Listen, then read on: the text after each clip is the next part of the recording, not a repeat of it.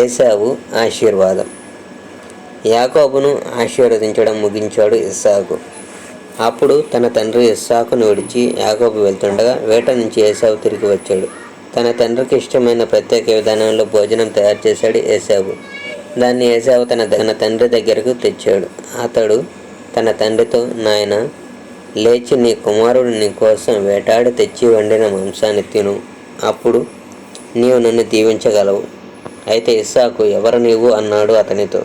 నేను నీ మొదటి కుమారుని ఏశావును అన్నాడు అతడు. అప్పుడు ఇస్సాకు చాలా బాధపడి, అలాగైతే నీవు రాకముందు భోజనం వండి నా దగ్గర తీసుకువచ్చినది ఎవరు? నేను అదంతా శుభ్రంగా భోంచేసి అతన్ని నేను ఆశీర్వదించాను కదా. ఇప్పుడు మళ్ళీ నా ఆశీర్వాదాన్ని నేను వెనకకు తీసుకోవడానికి సమయం మించిపోయింది అన్నాడు. ఏశావు తన తండ్రి మాటలు విన్నాడు. అతనిలో కోపం, కక్ష రెచ్చిపోయాయి. అతను గట్టిగా ఏడ్చేసి, అలాగైతే నన్ను కూడా ఆశీర్వదించు నాయనా అని తన తండ్రితో చెప్పాడు. నీ సోదరుడు నన్ను మోసం చేశాడు, అతను వచ్చి నీ ఆశీర్వాదాలు తీసుకున్నాడు అన్నాడు ఇస్సాకు. అతని పేరే యాకోబు. అది అతనికి సరైన పేరు.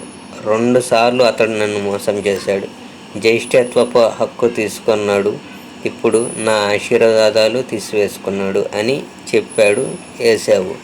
మరి నా కోసం ఆశీర్వాదాలు ఏమైనా మిగిల్చావా అని ప్రశ్నించాడు. లేదు, ఇప్పటికి చాలా ఆలస్యం అయిపోయింది.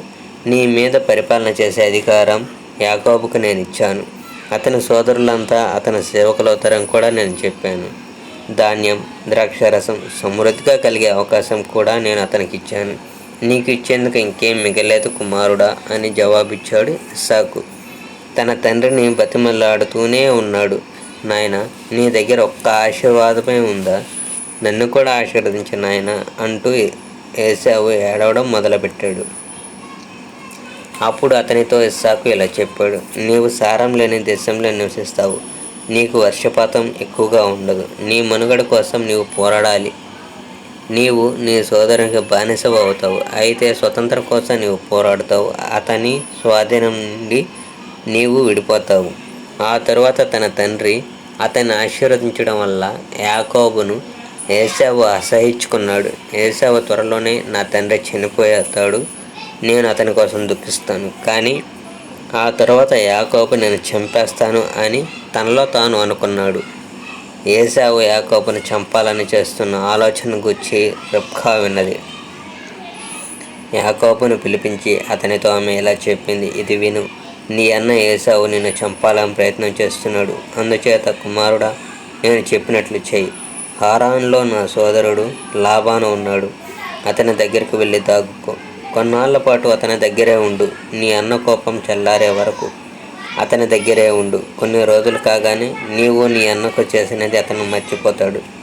అప్పుడు నిన్ను వెనుకకు తీసుకొని రావడానికి నేను ఒక సేవకుని పంపిస్తాను. నా 2 కుమారులను ఒకేనాడు పోగొట్టుకోవడం నాకు ఇష్టం లేదు. అప్పుడు రిబ్కా ఇస్సాకుతో, నీ కుమారుడైన ఏశావు హిత్తీ స్త్రీలను పెళ్లి చేసుకున్నాడు.